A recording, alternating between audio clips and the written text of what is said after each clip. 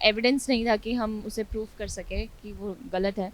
उन्होंने धीरज को पिल्ला बोला और नर्मदा को गायें, तो रज्जी को और गुस्सा आ गया। मोगरा ने बहुत मैं गुस्सा हूँ, मैं हैंडल कर दूंगी, रुको अभी। तो इस बात पे ही रज्जी ने सीधा बोल दिया है कि बहुत आए बहुत गए, और हर शेर को सवा शेर मिल ही जाता है। तो जब सवा शेर हैं तो हैंडल कर ही लेंगे। एंड जो भी अलग करने की कोशिश करेगा इस परिवार को, उसको ऐसे निकालेंगे। बट हम तीनों में से कोई भी इस सेपरेशन को सपोर्ट नहीं करता है, नहीं कभी करेगा।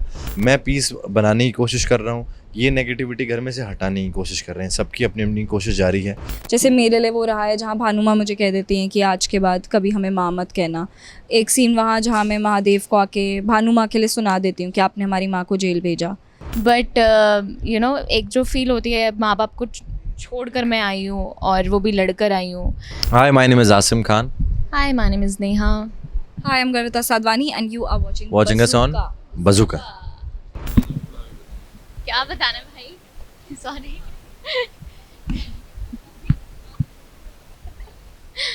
उथल पुथल होती रहे, लेकिन नर्मदा और रज्जी अलग नहीं होंगे। यस, हमारी ये पार्टनरशिप कभी नहीं टूटेगी। सो ऑब्वियसली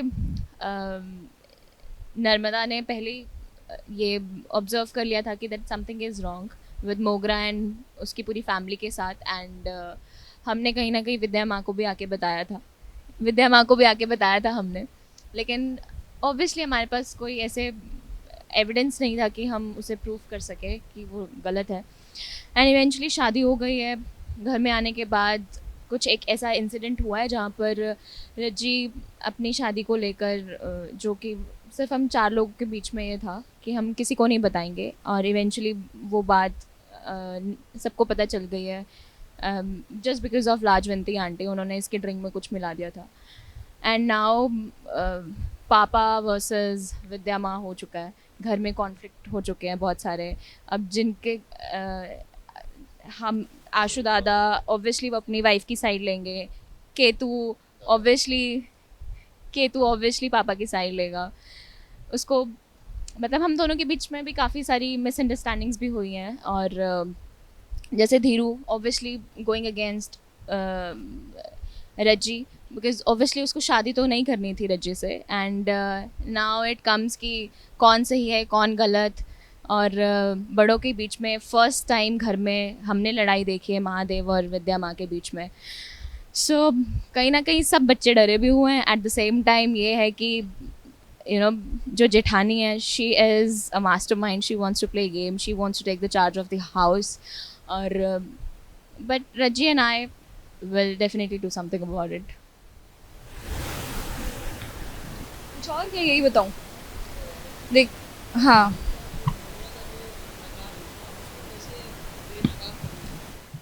देखिए कैसे वही है, इतने टाइम से लड़ते आए हैं, अभी तक शादी तो नहीं रोक पाए, राइट। बट बात यह है कि अब जब घर में मोगरा आ गई, और मोगरा ने एक बहुत बड़ा ओपन चैलेंज दिया है रज्जी को, कि तुम कुछ भी कर लो, हम इस घर में से एकदम, ए रज्जी, इस घर में से सन्स नहीं, सन रहेगा, एक सन आशु दादा, और बाकी सबको निकाल देंगी वाला चैलेंज दिया है। और बोला कि धीरज बोला, उन्होंने धीरज को पिल्ला बोला और नर्मदा को गायें, तो रज्जी को और गुस्सा आ गया।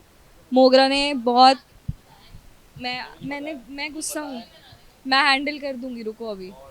तो मैं गुस्सा हो चुकी थी क्योंकि उन्होंने ये बोला। एंड उन्होंने ये भी बोला कि पूरे सबको निकाल के एक सन रहेगा, वो है मेरा उनका पति।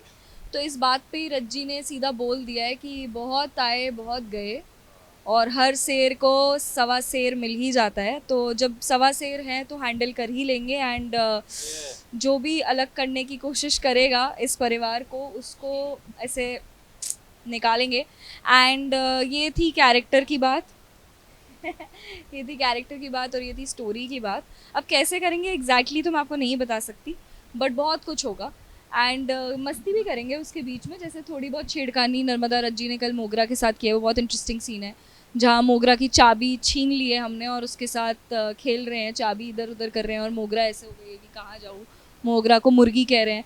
मतलब देखो हर चीज़, कभी कभी सीरियस लड़ाई में मजाक भी करने पड़ते हैं, बुली कर रहे हैं, तो यू हैव टू।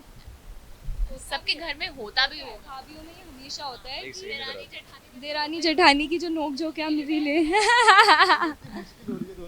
नहीं नहीं, हम पास पास आएंगे। देखो देरानी जेठानी में एक्चुअली में ये होता है, नोक झोंक होती है, बैंटर होता है जो लोगों को बहुत अच्छा लगेगा, और जो देवर जेठ होते हैं वो पिसते हैं। पहले हमने विद्या माँ को इन्वॉल्व होकर देख लिया, कुछ नहीं हुआ। फिर मैंने बोला हम अपने तरीके से खेलेंगे। माँ भोली है ना, हमने कहा ही कि हमारी भोली माँ माँ समझ गाय नहीं है। पाएगी। माँ भोली गाय जैसी, हमारी माँ भोली सी हैं, बट कोई बात नहीं, उनकी भी आंखें खुलेंगी और करके तो हम रहेंगे। एंड धीरज को भी अपनी टीम में लाके ये तो कोशिश तो कर रहे हैं। अब धीरज ढीठ हो गया है। ऑप्शन देखो जब वो वोटिंग वाली चीज़ हुई ना, तो 4 ही लोग ऐसे थे जिन्होंने बिल्कुल भी वोटिंग के लिए जो रेडी नहीं थे। सबसे पहले थे सत्या मामा और बाकी थे हम तीनों। तो हम तीनों बिल्कुल भी नहीं चाहते थे कि परिवार में ये चीज़ हो और ये वोटिंग हो, ऐसा कुछ भी हो।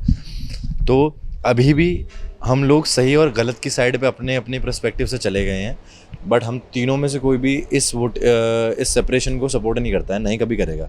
हम तीनों डीप डाउन वही हैं कि हमारे माँ बाप, क्योंकि ये भी उनको अपने पेरेंट्स की तरह ट्रीट करते हैं हम दोनों, क्योंकि है भी भाई शादी के बाद। तो साथ लाने की तीनों ही कोशिश करेंगे। मैं पीस बनाने की कोशिश कर रहा हूँ, ये नेगेटिविटी घर में से हटाने की कोशिश कर रहे हैं। सबकी अपनी अपनी कोशिश जारी है, और इसी चक्कर में हम मेरे और इनके बीच में भी लड़ाई हो रही है। मैं अपने भाई की शादी बचाने की कोशिश कर रहा हूँ, क्योंकि मेरी भाई की वाइफ है वो। और मैं धीरज का कैरेक्टर शुरू से ये रहा है कि अपने आप को सेक्रीफाइस करके अपने घर की हारमोनी और पीस को बचाने की कोशिश करना, तो अभी भी वही कर रहा है। बट रज्जी का ऐसा है कि, और नर्मदा का, इन लोगों ने सामने से देख लिया है। वो होता है ना, आंखों देखा गलत चीज़ कोई उगल नहीं सकता है। तो इन लोगों ने सामने से देख लिया कि मोगरा क्या करने की कोशिश कर रही है। तो ये बिल्कुल पूरी तरीके से सही स्टैंड ले रहे हैं कि भाई इस इंसान को हमें हटाना है, वॉट एवर इट टेक्स, या फिर इसका सच सामने लेकर आना है। फिर जो भी हो वो परिवार वाले देखेंगे। और यहाँ पे धीरज ये कोशिश कर रहा है कि घर में और झगड़े ना हो, माँ बाप के बीच में लड़ाई। क्योंकि धीरज ने पहले ही बोला था कि अगर ये बात पापा तक गई ना, तो दोनों में झगड़ा होगा, दोनों अलग हो जाएंगे, कुछ ऐसा होगा। और वही चीज़ एग्जैक्टली हुई है। और ये मतलब धीरज के अकॉर्डिंग ही रज्जी ने जानबूझकर किया है, क्योंकि वो अभी भी इन्फ्लुएंस है अपनी पुरानी फैमिली से। बट रज्जी ने ऐसा बिल्कुल भी जानबूझकर नहीं किया है, वो सारा मोगरा उनका प्लान है। तो अभी यही है कि मतलब रज्जी धीरज को भी यकीन दिलाने की कोशिश करेगी कि वॉट एवर हैपेंड उसमें मेरी गलती नहीं थी, मैंने जानबूझकर नहीं किया, और मेरी एक्चुअली में लॉयल्टी है इस परिवार को लेकर के। तो फिर मोस्ट प्रोबेबली यही है कि ये बढ़िया एकदम iron man versus captain America वाली टीम बन चुकी है, दोनों साइड सिविल वॉर हो चुकी है। तो लेट्स से मतलब आई एम तो एंजॉइंग इट, बढ़िया लग रहा है भाई। ये तो पावरफुल सा फील होता है, बढ़िया एकदम, जैसे मज़ा आ रहा है। जब तक घर में रहे सही है। हाँ अपने अपने में लड़के हाँ। हो जाएंगे, हम साथ साथ हैं गाइस। हाँ, तो वही है, हमारा परिवार एकदम बढ़िया है, मज़े में। बहुत सारे रहे हैं, बट अभी बहुत सारे सबसे रहे हैं, अभी रिसेंट बट recent तो- मंगलसूत्र वाला हाँ, मंगलसूत्र। सबसे इमोशनल सबका अलग। सबसे इमोशनल ऐसे हर के अलग अलग रहे हैं। जैसे मेरे लिए वो रहा है जहाँ भानु माँ मुझे कह देती हैं कि आज के बाद कभी हमें माँ मत कहना। एक सीन वहाँ जहाँ मैं महादेव को आके भानु माँ के लिए सुना देती हूँ कि आपने हमारी माँ को जेल भेजा। और एक सीन जहाँ भानु माँ मेरा मंगलसूत्र छीनने की कोशिश करती है और मैं उन्हें रोक देती हूँ विदु माँ के लिए, कि विदु माँ हमारी माँ हैं और महादेव हमारे पापा हैं। पहली बार मैं उन्हें पापा मम्मा कहती हूँ। ये मेरे लिए 3 है।